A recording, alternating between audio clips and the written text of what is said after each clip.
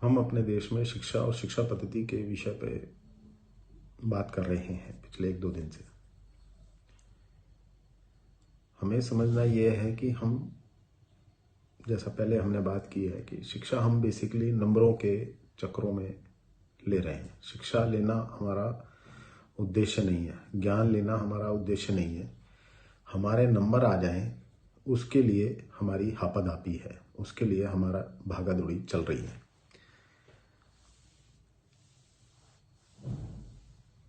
आज जो शिक्षा व्यवस्था है हमारी, उसमें शिक्षा कैसे दी जाए इस पे जोर कम है।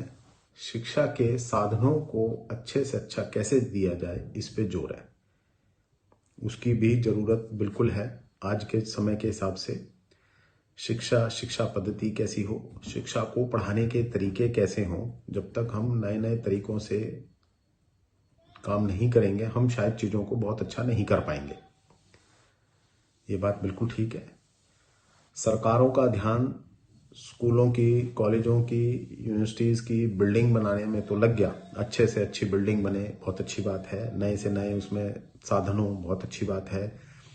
लाइब्रेरी अच्छे से अच्छी हो, लेटेस्ट तरीके से हो, कंप्यूटराइज्ड हो, ये बहुत अच्छी बात है, इसमें कहीं कोई शक नहीं है। लेकिन उन सब में हम पढ़ा क्या रहे हैं, इसका बहुत बड़ा योगदान है।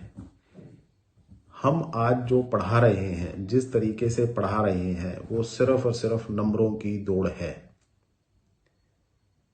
ज्ञान देने की दौड़ नहीं है। हम ज्ञान नहीं दे रहे।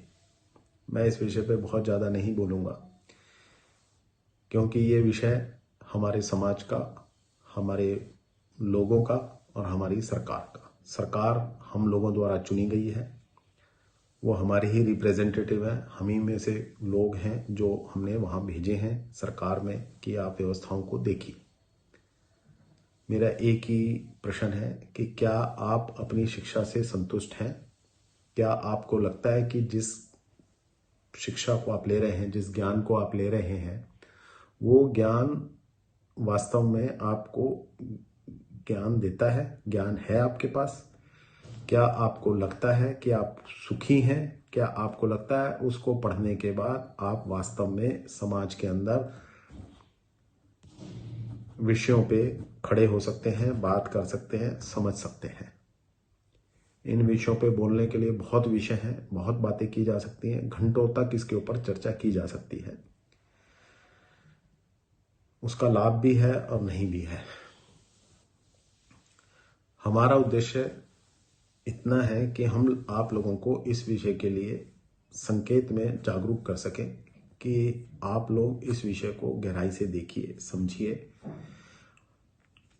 और अपने बच्चों को, अपने समाज को, अपनी संस्कृति को कैसे हम ज्ञान दे सकते हैं, कैसे हम ज्ञान ले सकते हैं, इस विषय पे काम करना पड़ेगा। इस विषय पे मैं इतना ही कहना चाहता हूँ। सरकारों से निवेदन करना चाहता हूँ, चाहे वो राज्य सरकार हो चाहे केंद्र सरकार हो, कि हमें अपने बच्चों को नंबर की हापादापी से बाहर निकालना पड़ेगा अगर हम वास्तव में अपने समाज को, अपने देश को एक बहुत सुदृढ़ देश बनाना चाहते हैं। इसके लिए हम बाहर, अपने देश से बाहर, आज के समय में कुछ देश ऐसे हैं जिनका हम एग्जाम्पल ले सकते हैं। सब जानते हैं कि वहाँ शिक्षा पद्धति कैसी है, वहाँ बच्चों को कैसे पढ़ाया जाता है, वहाँ कैसे लोग खड़ा किया जाता है। इसके ऊपर ध्यान देने की आवश्यकता है। मैं यहाँ पे एक देश का नाम लेता हूँ, जापान। आप उसकी शिक्षा पद्धति को देखिए, वहाँ पे बच्चों को कैसे स्कूल में पढ़ाया जाता है, कैसे उनको शिक्षा दी जाती है। हमें इस पे ध्यान देना होगा।